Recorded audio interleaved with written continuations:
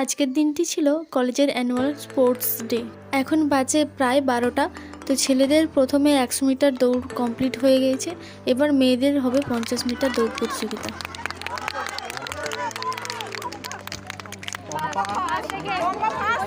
তারপরে এইদিকে চলছে ছেলেদের ডিসকাস থ্রো প্রতিযোগিতা।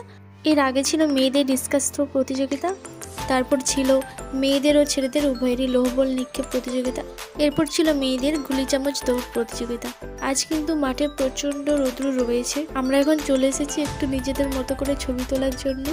এরপর আমাদের ছিল টিফিন ব্রেক। এরপরে বাকি খেলাধুলোগুলো কমপ্লিট হবে।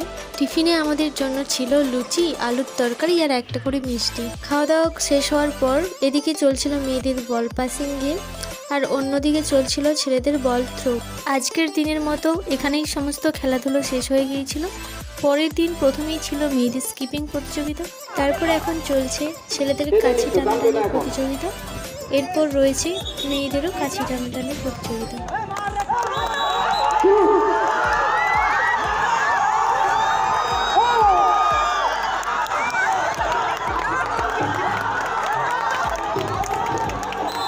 এরপর কিন্তু খুব একটা মজাদার খেলা রয়েছে, আপনারা নিজেরাই দেখুন।